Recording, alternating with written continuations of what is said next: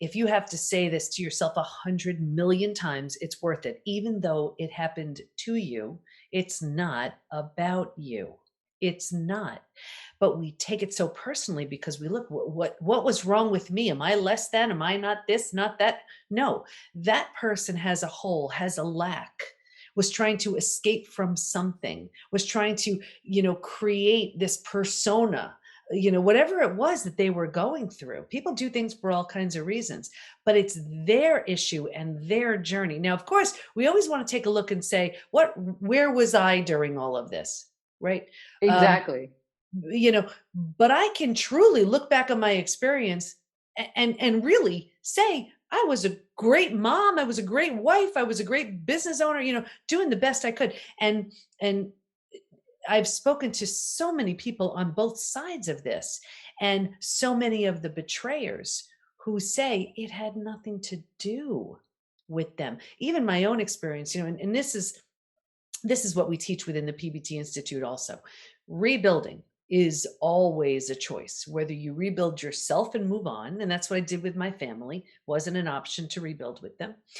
Or if the situation lends itself, if you're willing, if you want to, you can rebuild something entirely new with the person who hurt you. That's what I did with my husband. So Hi, everyone. Today, I am so excited to introduce today our expert, Dr. Debi Silber. She's the founder of the Post Betrayal Transformation Institute and a holistic psychologist, health, mindset, and personal development expert. She is the author of the #1 best-selling book, The Unshakable Woman: 4 Steps to Rebuilding Your Body, Mind, and the Life After a Crisis, or after a life crisis, I should say. And her newest book, Trust Again: Overcoming Betrayal and Regaining Health, Confidence, and Happiness. Debi is dedicated to helping people move past their betrayals in their health, work, and relationships. Welcome to the show, Debi. thank you so much. Looking forward to our conversation. Fantastic. I did a little digging, as I always do when I have a new guest on the show. Your house is full of humans and animals. You are packed. So when I saw that, I was like, oh, let's talk about Debi's household. Yes, Debbie's household is very busy. And it's interesting because now the kids are older, so I have 3 out of my 4 kids are on one coast, and one of my sons and his girlfriend are here with us on the other coast, so I'm living a bi-coastal life, bouncing back and forth and trying to keep my time zone straight. Yeah, I can imagine. You also have 4 dogs, right? We do. We had 6, and in the past year, we lost 3, couldn't take it, so got a puppy. So, we still have 4, but it's, yeah, that within 1 year, we lost 3 of them. It was just one after the other. It was really crazy. And we just, felt that loss, and anybody who has pets, you just love them so dearly. It's not like any other dog can replace any of the ones you lost, but we just needed a new puppy, so we got a new chocolate lab. She's precious. So cute. My one of my friends just got a cute new chocolate lab as well. He's so adorable. They're very sweet. And it's interesting. My oldest dog, and we lost one sort of in the middle. My oldest dog, I have a dog who's going to be 19. Wow. He's still, and then another one who's 13, and they're hanging in. That is so cute. Yeah. Awesome. I love that. I was like, I thought, people need to know a little bit more about Debi, but that ties into also what are you most passionate about, Debi? Ugh. Well, if you know my story, I've healed from some traumatic betrayals, and with that, it's like, how do you move through something and not want to share it and pay it forward? And I remember going through that and saying, if I can heal from this, I'm taking everybody with me. So now within the PT, the PBT Institute, watching other people heal is just, I mean, it just lights me up because I know how much pain they're in, and when they transform, and they do, it's such a gift to watch and be a part of. Share with us what happened to you. Yeah. So this is actually my 30th year in business. And as life would morph and change, so would my business. And I started in health and mindset, personal development, and then stress. And I was testing people for stress related issues and symptoms and then trauma. And then I had my own. And it was a first betrayal of my family, and thought I did the work to heal from something like that. And then a few years later, it was my husband. And anybody who's been through it, you're blindsided, you're devastated, you never see it coming, you're shocked. So I got him out of the house, and I looked at the two experiences, and I said, okay, well, what's similar to both of these experiences? And I realized I never took my own needs seriously. It was always about everybody else. And so got him out of the house. And here I was, 4 kids, 6 dogs at the time, and this thriving business. And I was like, you know what? I'm going back for a PhD. I had no idea how I was going to manage it. I hadn't studied like that in 20 years. I didn't know how I was going to pay for it. And I was like, that's it. Something has to change, and it's me. And so it was in transpersonal psychology, the psychology of transformation and human potential, because I was changing so much. I didn't quite understand it. He was on his own, wasn't really ready to look at that yet. And then it was time to do a study. So I studied betrayal. What holds us back? What helps us heal? And what happens to us physically, mentally, and emotionally when the people closest to us lie, cheat, and deceive? That study led to 3 groundbreaking discoveries, which changed my health, my business, my family, my life. So when the people closest to us betray us, Mhm. why don't we see it coming? These are You the know, people we trust the most. that's why it's such a shock. When this is the person we trust the most, who can we trust? When this is the person we run to when other people are causing harm, are the ones causing the harm, where do we go? It absolutely shatters our sense of safety and security. Think about it. This was the person, these were the people who gave us a sense of safety and security. So when this is the person or these are the people, to shatter it, it's traumatizing, and it's a lot to move through. And that's really why healing from betrayal is so different than healing from other life crises, death of a loved one, disease, natural disaster. And that was actually one of the first discoveries. Originally, I was studying betrayal and post-traumatic growth. And if you can imagine, like, an upside of trauma, how any crisis, death of a loved one, disease, whatever it is, leaves you with a new awareness, perspective, insight that you didn't have. Like, maybe you lose someone you love and you realize life is short, right? So, but I was like, I've been through death of a loved one, I've been through disease. But I was like, betrayal feels so different, but I didn't want to assume. So I asked all my study participants, I said, if you've been through other crises besides betrayal, does it feel different for you? Unanimously, they all said it was so different. Here's why. When you lose someone you love, let's say, you don't necessarily take it personally, right? Betrayal feels so intentional. So you take it so personally. So the whole self has to be rebuilt. Belonging, abandonment, worthiness, confidence, trust, they're all shattered. They all have to be rebuilt. So when you rebuild after your experience and you rebuild the self, that's a whole new state. So I coined a term, post betrayal transformation. That is the Mhm. complete and total rebuild of your situation and yourself after betrayal. Now, is there a sign that you know from your expertise that when that you may see it coming? Not necessarily. And here's why.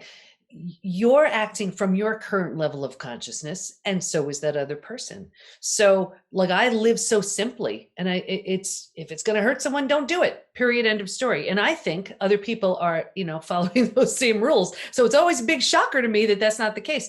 So there are, we can take this down, just that one very question, down so many roads, because on some level, your intuition may have been telling you something was wrong and you turned it down. On another level, you weren't meant to find out then for a certain reason. Like, from a spiritual perspective, maybe, like, even in my own case, if I would have found out back then, there'd be probably zero chance I ever would have done what I did, because it was years later. Not that the pain is any less, but I had years worth of spirituality under my belt. Mhm. So that allowed for questioning, like, what if, we needed to crash and burn so that something different can happen. What if what doesn't kill you does make you stronger? Yep. What if there's a reason for this that I would never have known otherwise? When you look at it from that purely human standpoint, it makes zero sense. There's not a cell of me that was anywhere except accepting. But it's from that spiritual place where you invite those bigger questions.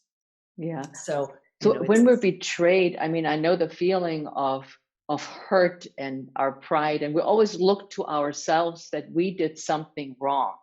mm, And it has to be us and not the other person or the circumstances we're in. What do you think? yeah, not at all. And here I really recommend to everybody, if you have to say this to yourself 100 million times, it's worth it. Even though it happened to you, it's not about you. It's not. But we take it so personally because we look, what was wrong with me? Am I less than? Am I not this, not that? No, that person has a hole, has a lack, was trying to escape from something, was trying to, create this persona, whatever it was that they were going through. People do things for all kinds of reasons, but it's their issue and their journey. Now, of course, we always want to take a look and say, where was I during all of this? Right. Um, Exactly. you know but I can truly look back on my experience and really say I was a great mom, I was a great wife, I was a great business owner, doing the best I could. And I've spoken to so many people on both sides of this, and so many of the betrayers who say it had nothing to do with them. Even my own experience, and this is what we teach within the PBT Institute also. Rebuilding is always a choice, whether you rebuild yourself and move on, and that's what I did with my family, wasn't an option to rebuild with them. Or if the situation lends itself, if you're willing, if you want to, you can rebuild something entirely new with the person who hurt you. That's what I did with my husband. So not long ago, we married each other again. New rings, new vows, new dress, and our 4 kids is our bridal party. Now, never in a gazillion years would I have ever done anything remotely like that if I weren't completely different, and for sure if he wasn't completely different. So, You guys you have been married for 28 years, I read. well, that's an old bio, yeah. So so it's actually it's we it's sort of two ways. It's the years just from the old, but it's the new. We have 2 anniversaries. It's and everybody. This is so interesting. People do it so many different ways. They don't even acknowledge the first one if Oh, there's a if they reconcile whatever it is, and they just choose that new date. And we actually had a new wedding, so. Yeah. Oh, yeah. that's I interesting. it's because here's the thing too. What I find with so many people is they are so afraid of the death and destruction of the old. And I Yeah. get it, right? I mean, listen, I got him out of the house and I was like, okay, I'm a single mom now. I didn't sign up for this. I didn't see this coming. I didn't want this. But it's in that total and complete death and destruction of the old does the new get to be birthed. The new you at the very least, and potentially a new relationship, but at the very least a new you. But what so many people do is they're so afraid of that, so they just try to put it behind them, just try to patch it up, just try to keep going. And Mhm. it's a wasted opportunity because Yeah, I totally it's agree with that because yeah. that's what I hear a lot in my community is that it's better to ignore it, put it under the rug, it will be fine. And I can tell you something. There were 3 groups in the study who didn't heal.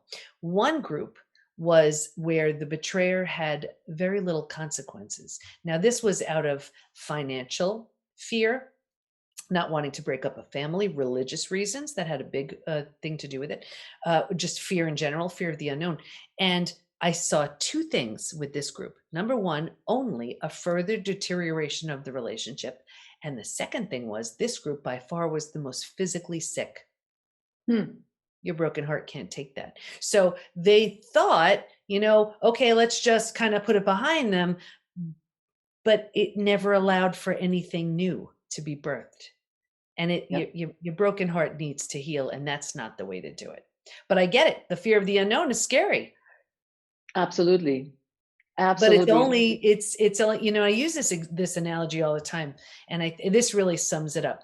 And I talk about this in I did 2 TEDx talks. This one is in do you have post betrayal syndrome? And I talk about a house and how here's the difference between resilience and transformation. Resilience is restoring, bringing back, and you need that for your everyday. Trauma and transformation is a whole different thing. So let's say you have a house, and let's say your house needs a new boiler, and you get a boiler. That would be resilience. Let's say it needs a new roof, and you get a roof. That's resilience. You're restoring it. Here's trauma and transformation. A tornado comes by and levels the house. Right? A boiler's not going to fix it, and a roof's not going to fix it. Now, here's what I see so many people do. You have every right to stand there at the lot where your house once stood and say, oh my gosh, this is the worst thing that ever happened. You'd be right. And you can call everybody you know over to look at the lot where your house once stood, and they will all agree that this is the most terrible thing. However, if you choose to rebuild your house, you don't have to, but if you choose to, why in the world would you build the same house? Why not give it everything the old house didn't have, right? Why not make it more beautiful? That's the opportunity. Uh-huh. Betrayal is the setup for transformation. Everything's leveled. You can build whatever you like. I love that analogy because I'm visualizing in my mind that there's the house is gone. I was like, oh, I just built my house, a new house somewhere else Yeah, and that's the where, thing. But don't where I'd build the rather same live. Yeah. exact, same exact house again, or just keep patching it up, patching it up, patching it up. It's been leveled. It's been leveled. Yeah. So, what are some of the questions that we might ask ourselves to find out if we are avoiding or distracting ourselves in that situation of betrayal? Yeah. Well, and this is one of the other discoveries was that while we can stay stuck for years, decades, a lifetime, so many of us do. If we're going to fully heal, we're going to move through 5 now proven predictable stages. What's even more exciting about that is we even know what happens physically, mentally, and emotionally at every one of those stages, and we know what we need to do to move from one stage to the next. So those questions I see so often this you need to ask them when you are stuck in stage 3, and I'm happy after to share what the 5 stages are. But stage 3 is the stage we get stuck in, and most people stay. Transformation doesn't even happen until stage 4 and stage 5. Anyway, So, yeah, when share we're with us the 5 stages. yeah, sure. So when we're numbing, avoiding, distracting, here's where what used to work doesn't work anymore. What used to make sense doesn't make sense anymore. What used to feel good doesn't feel good anymore. And it's an invitation for change. It's an invitation to take a look and see what's not working and what needs changing. But we don't want to do that. So we use things like food, drugs, alcohol, work, TV, keeping busy, reckless behavior to numb, avoid, and distract ourselves. That's actually what the first TEDx talk was about. Are you sabotaging yourself? Or what is it? Stop sabotaging yourself. Anyway, so these are 4 questions that I invite everybody to write down. That's my way of saying write these down. So the first one is, am I numbing, avoiding, distracting? If so, how? Be honest with yourself. Do you walk into the kitchen and you grab a bag of chips or whatever and you're not the least bit hungry? Do you walk into a room and turn on the TV because you just are desperately trying to drown out the sound of your own thoughts? Call yourself on it. The second question, what am I pretending not to see? Am I pretending not to see there's trouble in my relationship? Am I pretending not to see that health issue that needs my attention? Am I pretending not to see I hate my job? What am I pretending not to see? The third question, what's life going to look like in 5 to 10 years if I do nothing? Play it all the way out. Play out that health issue that you're ignoring 5 to 10 years. What's that going to look like? Play out that relationship issue the exact same way you're playing it now. Play it out 5, 10 years. What's that going to look like? The job issue. Play that out. What's it going to look like? And what can life look like in 5 to 10 years if I change now? I'm not saying those changes are easy, but transformation begins when you tell yourself the truth. I think that that's difficult for many to honestly look at things and not, like you said, numbing yourself or putting it, like I said, under the rug. Yeah. I think that's a very difficult step to take. It is, but you know something, it's your freedom, your health, everything is on the other end of that because we keep that up until we can't. Until we can. And you know, here's another analogy for you. If you've ever had a messy room, like let's or a garage drawer, anything, right? Take a messy garage. You think it's not vying for your attention, but it is. You do all you can to avoid it because it doesn't feel good to be there, right? You avoid it, avoid it, avoid it. And then think about it. There's that one day where you're like, that's it, I'm going in. And you roll up your sleeves and you grab your garbage bags or whatever you need to do, and it is a full-blown mess. It's even worse in the beginning. And think of why. Because you're making all kinds of piles now. I'm going to donate this, I'm going to toss that, I'm going to fix that, right? And you do. And then you put back what's left. And think about what happens now. You get your fancy boxes or whatever you get, right?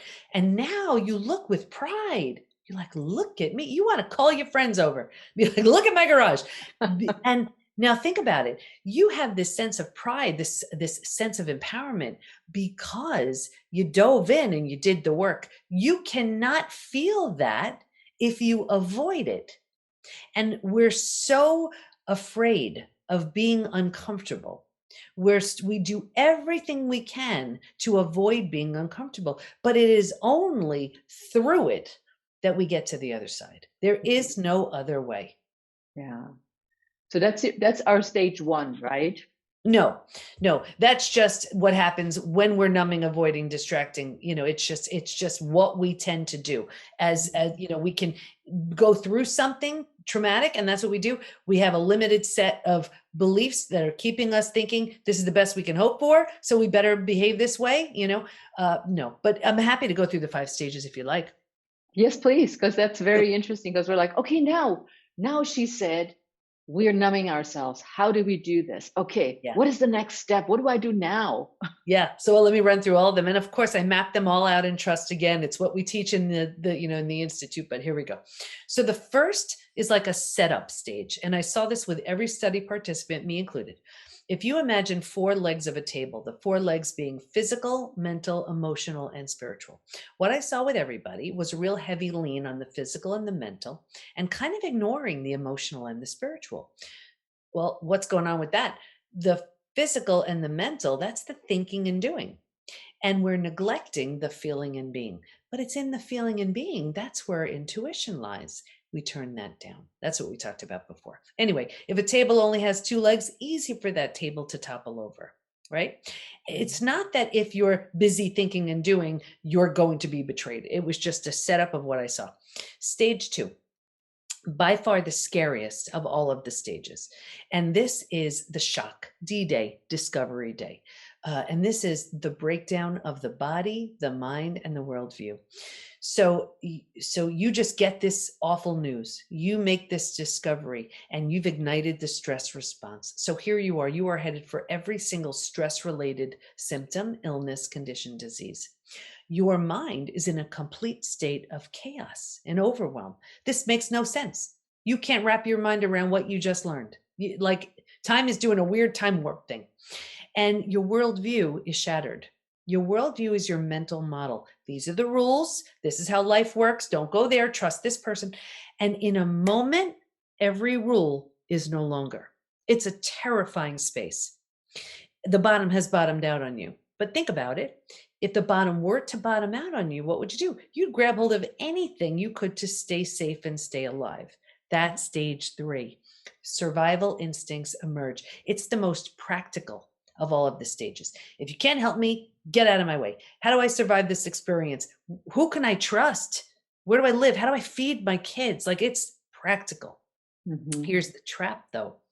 Once you've figured out how to survive, because it feels so much better than the shock and trauma of where you just came from, you're like, whew, okay, oh, we're good. We got this. And you think it's good. We have no idea there's a stage 4, stage 5 waiting. So we start calling this home and we start planting roots here and we're not supposed to.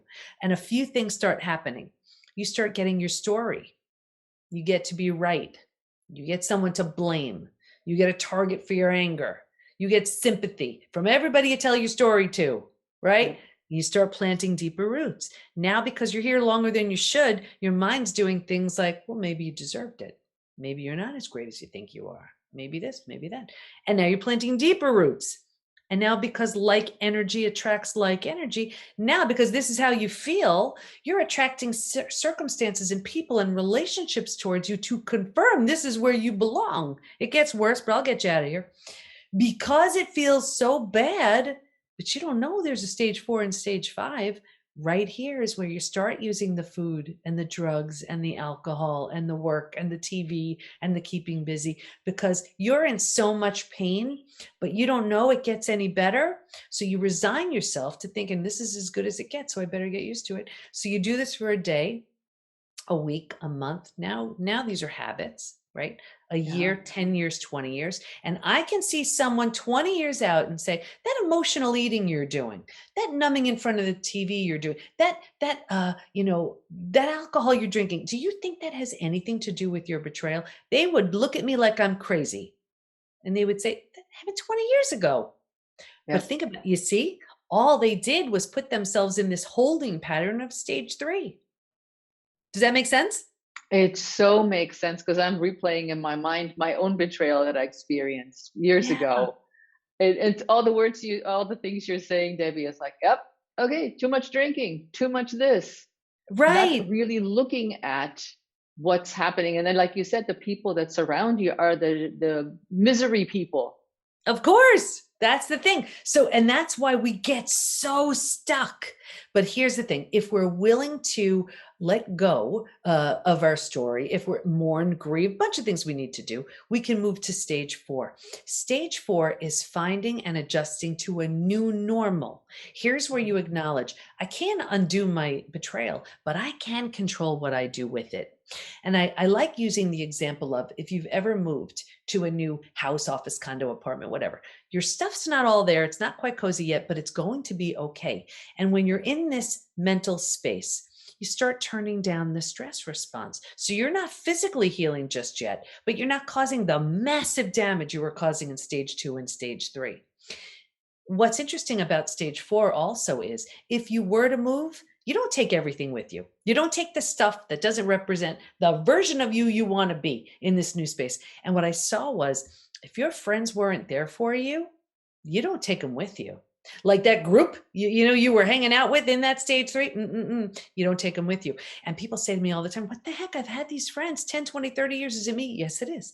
You're undergoing a transformation. You've outgrown them. Yeah. Happens all the time. Anyway, when you make stage 4 cozy, you've made it home, you settle into it, you can move into the 5th most beautiful stage. And this is healing, rebirth, and a new worldview. Your body starts to heal. Self love, self care, eating well, exercise. You weren't doing that stuff before. You didn't have the bandwidth for it. Now you do. Uh, your mind is healing. You're making new rules, new boundaries based on the version of you that's being created. And you have a new worldview, a new mental model based on the road you just traveled. And the 4 legs of the table, in the beginning, it was just about the physical and the mental. By this point, we're solidly grounded because we're focused on the emotional and the spiritual too. Those are the 5 stages. So the spiritual, describe more what the spiritual could look like for somebody who says, Debbie, I don't want to meditate. What could that Mhm. look like? Yeah. What's so interesting was, I saw this so consistently, where that spirituality had such a huge role in healing. And whether it was, a lot of people abandoned their religion. They felt their religion wasn't there for them after this, because it was against their religion to, let's say, leave a marriage or whatever, regardless of the religion. But so what I saw was, people would move to the spiritual side of their religion.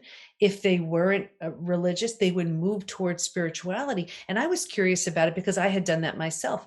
And it was for a few reasons. One, you need a sense of connectedness. Your bottom has bottomed out on you. You feel so lost. You just feel so alone. So that sense of connectedness was really important. And also, trust was shattered. So what happens is, with betrayal, we certainly don't trust our betrayers, and we don't trust ourselves, because we're like, right person, how did I not see? How did I not know? So we venture, at least I can trust in something bigger than me. let me trust in God, universe, source, whatever, whatever works for you. And I saw that time and time again. And I did that too. I'll never forget, early on, I saw a spiritual counselor, and I was like, you know what, I need some information here, because this makes no sense to my logical mind. None of this made any kind of sense. I remember walking in to the first appointment, and before I even sat down, she like starts laughing. I'm like, what the heck is she laughing at? She said, Debbie, how you two planned this. And I was like, what did you just say? She said, oh yeah. He needed something so catastrophic to crash and burn so he can become the husband, the father, the friend that he's really supposed to be. You needed to crash and burn so that you can really heal and come from this deep place of knowing. You're going to have an institute. You're going to be writing books about this. You're going to have a huge following around betrayal. And I'm thinking, she's crazy. So you never know. There you are, right? That's it. Unbelievable. Now, let's look at it for a moment from the other side, because I know my audience may say, oh, yeah, I can totally relate to what we've talked about so far. But what if you are the betrayer? Yeah. If, I've seen two things. I've seen where betrayal will show you who someone truly is, or who they temporarily became. It is a beautiful opportunity, just as the person who's been betrayed. And keep in mind, this isn't just relational. This is your best friend. This is a family member, anybody who breaks the spoken or unspoken rules of that relationship, right? So it is a beautiful opportunity for the betrayer also to wake up and say, what the heck was I thinking? Like in my own case, my husband was actually the one who told my kids. And if anything is going to have you wake up and realize what matters, it's realizing you just lost everything that matters. And it's an opportunity to just truly step up your game, because otherwise, I mean, there's so much shame and guilt and remorse, and that'll eat you up alive. But if you yeah, do something good with it, then at least you're learning. What a waste of an opportunity if you just hurt someone and move along. yep, But like a classic narcissist, let's just say, there's no empathy there. So there's not even that that realization, or they don't even care, right? So it's a different thing. You have nothing to work with there. So that's where you heal yourself and you move along. And that's what I said before. We teach that, how to know, if you're just going to be banging your head against the wall here and you're completely wasting your time.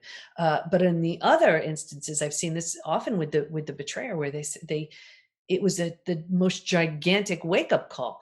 Did they learn off of someone, the expense of someone else and hurting someone else terribly? Yes. Yeah. There's no taking that back. yep. But it is an opportunity for them to grow up and wake up and do the right thing as well. I was in a situation where I had the narcissist that was my betrayer. Mm-hmm. And that was very, very tough, because I tried to mend it, try to communicate, try to figure out Yeah. things. And all I got was the block. Well, that's it. Yeah. We teach something called the window of willingness, and it's where you're the most likely to the least likely to heal and rebuild with someone. And that typical profile, you heal yourself and move on. You're not working with anything there. There's Yep. nothing to work. So There's, your only solution is save your sanity and your health and move along. and move Because along. at this point in their journey, they're unwilling or incapable. Yep. Yep. It's probably in my case, it was both. Mm. Yeah, very common. And that's why, we never know. We have so many people coming into the Institute. Oh, I just want to be good with my partner again. We'll never guarantee that. I'll guarantee that they'll get to their physical, mental, and emotional best. And from that space, very often, we see a few things.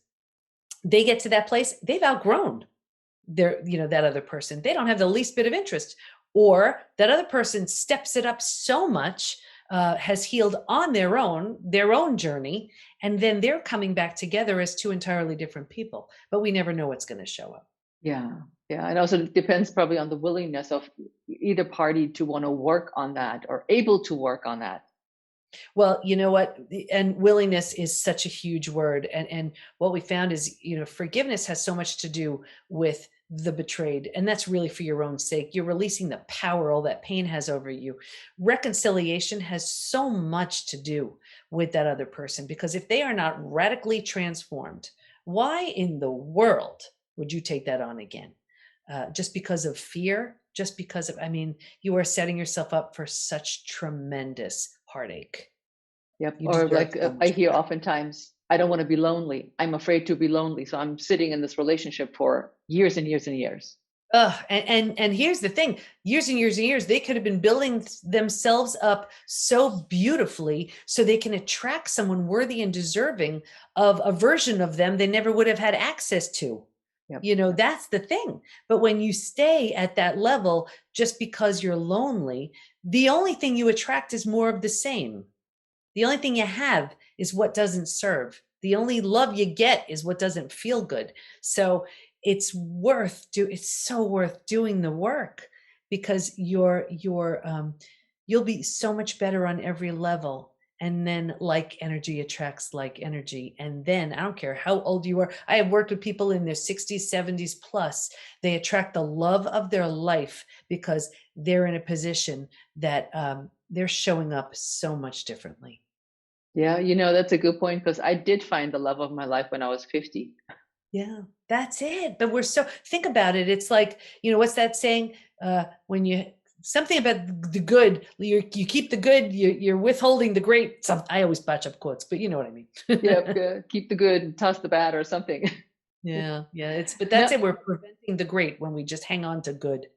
now, Debbie, how do we know that we moved on from betrayal? Hmm. Because it could be Yeah, very tricky. You're sitting there and you're thinking, I'm good in stage three. Life is great. But how do we know that right. we haven't? And so many people, it's funny. They'll say, "No, I'm good as long as I don't see them." Good That's not point. good.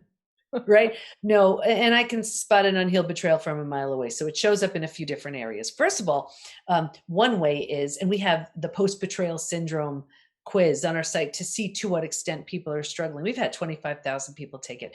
That was the third discovery, that there's this collection of symptoms, physical, mental, and emotional, so common to betrayal. I actually pulled some stats if you want me to share them. But you haven't healed. We see it in health and work and relationships. For example, in relationships, I'll see it in one of two ways. One way is the faces change, but it's the same thing. You go from partner to partner to partner, or friend to friend to friend, boss to boss to boss. And it's like the same experience, just it's a different person, but it's not, right? And people say, what the heck? Why does this keep happening? Well, you keep getting opportunities in the form of people for you to learn a very powerful lesson. Until and unless you do, you're going to keep getting more and more opportunities. Like in my example, it was my family, then it was my husband. And then think about it, it was such a dramatic uh, decision for me to say, that's it, it's my turn. I'm going back to school. I had no idea why I felt so strong of a pull, right? But in making such a huge decision for me, it changed everything, right? So if it's a repeat betrayal, Yeah. it's an unhealed betrayal. Something has to change. The second way I'll see it in relationships is, people put that big wall up. They're like, nope, no one's getting near me again. Been there, done that. Yep. We think it's coming from a place of strength. It's not. It's coming from fear. That's another way. So if you're doing that, it's an unhealed betrayal. We see it in health all the time too. People go to the most well-meaning doctors, coaches, healers, therapists to manage a stress-related symptom, illness, condition, disease. At the root of it is an unhealed betrayal. We see it at work too. People want to ask for that raise or promotion. They deserve it, but their confidence was shattered in the betrayal, so they don't have the confidence to ask. Or they want to be a team player or a collaborative partner, but the person they trusted the most proved untrustworthy. How can they trust that boss, that coworker, that partner? You see, so it shows up everywhere. You know what? I'm just like in awe because I was like, yes, yes, yes. Yeah, that's the thing. I only created a framework for it. I didn't make this stuff up. you know. It's very helpful to many people out there. I know, and I'm so glad that you're on the show to talk about this to my audience today. And How can we learn to trust again, Debbie? Yeah. And this is in the book Trust Again. I have a 4-step trust rebuilding process. And the problem is, what I see so many people do is they just are so heartbroken, so shaken, so shattered. So they're like, let me just trust again. And what they're doing is they just reach to the goal is just to trust the other person again. There are 3 steps that need to happen before then. And that's why it backfires every time. It's not built on sturdy, stable, solid legs. And, I look at trust like a brick wall. Every opportunity someone has to show that they're trustworthy is like one brick in that brick wall. And so the only way I know of it to be created is brick by brick by brick, right? But then think about it. Here's the person who built the brick wall, and now in one moment they shatter the entire wall. Now, you have every right to just look at the rubble of bricks and say, I don't have any interest in watching this thing get rebuilt. I'm out of here. Totally fine. However, if you're willing, if you're willing to watch the brick wall be rebuilt, the person who shattered the wall has to be a really good bricklayer. And they have to do the same thing all over again, where it's every opportunity they have to show that they're trustworthy is one brick in that wall again and again and again. What I see so many people do is the brick wall's been shattered, right? And they just want it okay again. So they're like, forget it, I'll build it. No, Mhm. you see, it doesn't work like that. Yeah, and that they're the only one that's building it and not a collaborative Mm-mm. effort. Yeah, yeah. What would you tell somebody listening to our show today that the first step you would recommend they do after they found out they're betrayed, they've done a little bit of work maybe, but they're Mhm. like, okay, what can I do now? Yeah. I mean, that's what the Institute is for. I mean, that's all we do all day long. We have certified coaches teaching daily classes. We have our proven programs, which literally walk you through the stages. We have master classes. I'm in there doing Q&A and the right type of support to lift and inspire. So of course, that's, you really want to get your job done. That's where you go. It's the training wheels until you don't need them anymore. That's the whole idea of the PBT Institute. But the first step would be to, because I know it's so easy to go down that rabbit hole of discovery, and then we go down let me do all the research I can on narcissism and on, infidelity or whatever it is. And yes, there's a certain amount of information that you need, and then it becomes debilitating. We need to, when you look at it, like, I only have best case scenario 100% of my energy, and if I'm taking 50, 60, 70% of it to what happened, to going into these dark tunnels, I'm taking it away from the healing that I deserve. So we need to ruminate to make sense and meaning out of our experience, but there is that fine line where it's like, be careful who you speak with, because that, like I said, the wrong support does more harm than good. Be careful how much time you're spending in those dark places, because you've been through the worst of it already. You owe it to yourself to heal. There's a version of you so healthy, so healed, so strong, waiting on the other side of your experience. Yeah, because that wallowing in that dark hole and continuing to beat ourselves up, or like you said, connecting with the wrong people is just so saddening to see. And at one point, you're so stuck in the hole, it's almost like you can't get out of it ever, ever again. And that's why, and I see it all the time. When we created the Institute, I looked and I was like, okay, well, what works? What the research proved we needed, what the 25,000 people said they want, what helped me heal, my coaches, what's worked for them and members of our community. And I left out everything that doesn't work, like with support. We are rigid and unbending about the type of support we have within the community. It's there to lift and inspire, because I found that there's the kind of in it awful club where people are like, oh, you think that's bad, this would happen to me, oh, you Oh, think that's bad, and I'm like, what the heck is that doing for you? Right? So in our community, it's more like, what'd you do, how did that work, wow, you sound stronger than you sounded last week, how'd you do that? It's a whole different thing. So we have to be really careful with who we listen to, and just the steps we take. Yeah, I totally agree. Now, are there any final words you'd like to add, Debbie? Yeah, I would just say, I get how painful it is. I've been through it. Like I said, I've been through death of a loved one. I've been through disease. I was in the ICU for 11 days. Nothing broke me. Of course, we're never broken, bent, nothing got me like betrayal. It was the worst thing ever. Uh, but there's also the strongest version of you that you owe it to yourself to discover. I mean, I didn't do anything anybody else couldn't do. I just took something really bad and did something really good with it. And it's available to anybody. And I just recommend they take the post betrayal syndrome quiz to see to what extent you're struggling. And they can just find that at the PBT Institute, the PBT post betrayal transformation, the pbtinstitute.com/quiz. Yep. And that brings me to the final question. How can people reach you, connect with you, and grab your book? Oh, thank you. So yeah, I would say take that quiz, but also they can find the book. It's on Amazon, and I do the Audible also, if that's your thing. But I recommend use this link so that you can come back and get all these great goodies. So for that, they just go to thepbtinstitute.com/trust again. Perfect. And social media, they can find you. My name, Debi Silber. Thank you so much for being here. I think that that was such an enlightening conversation for our listeners and for myself, of course, as well. And thank you so much for being here.